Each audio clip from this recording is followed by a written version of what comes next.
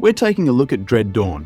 And yeah, I know what you're thinking, another zombie game? Really? But hold up, this one is not just another Dead Rising knockoff. Imagine if State of Decay and Project Zomboid had a weird, top-down baby. That's Dread Dawn. You're tossed into a city overrun by zombies, and here's the kicker. You're just a college student. So no, you're not the world's best soldier, a secret agent, or some superhuman. You're just trying to pass midterms while dodging brain eaters. The game's narrative kicks off with a typical day at university, only to be interrupted by the outbreak of a zombie apocalypse. You set up a base at your school and need to fortify it to keep the hordes at bay. Along the way, you'll be joined by other survivors who bring their own skills and needs into the fold. While the story isn't the main draw, it gives the gameplay a clear sense of purpose as you scavenge and protect.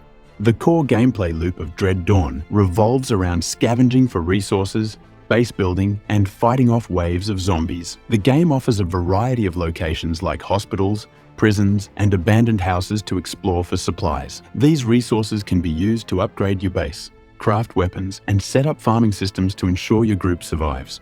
One of the key features is creating a stronghold at your school. You'll need to reinforce it with defenses like barricades and traps, and even set up gardens for food. As you upgrade, you'll have more tools to protect your survivors from the increasingly large zombie hordes. Combat is fast-paced, with the top-down perspective giving you a broad view of the action. You'll fight off zombies with guns, melee weapons, and even improvised tools.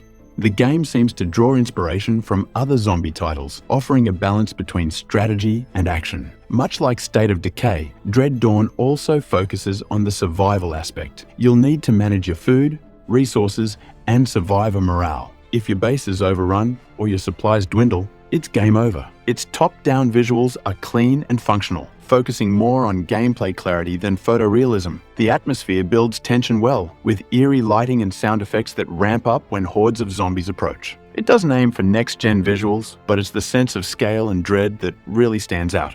The replayability factor comes from the game's open-world sandbox design. Each playthrough can feel different based on the choices you make, the survivors you meet, and how you manage resources. Plus, the increasing difficulty with larger zombie hordes keeps the challenge fresh as you progress. It remains to be seen how dynamic the world will be, but it's promising so far. The demo has already attracted a lot of attention. With thousands of Steam followers, players are praising the game's blend of survival, resource management, and zombie action, calling it a fun mix of Back 4 Blood and State of Decay. That said, it's still in the early stages, so there's room for improvement in terms of polish and pacing.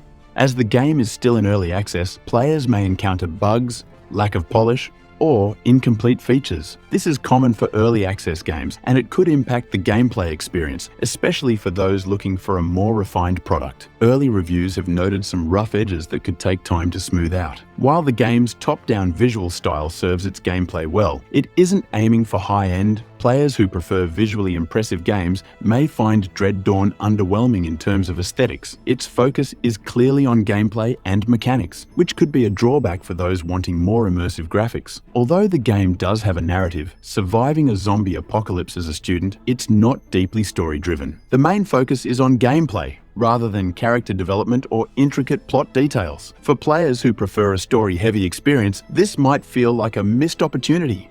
If you're a fan of zombie survival games, especially ones that combine action with resource management and base building, then Dread Dawn is definitely worth keeping an eye on. It's shaping up to be a unique entry in the genre, with a lot of depth in terms of strategy and gameplay variety. However, as with any early access title, it's worth being cautious and keeping an eye on how the game evolves before fully committing.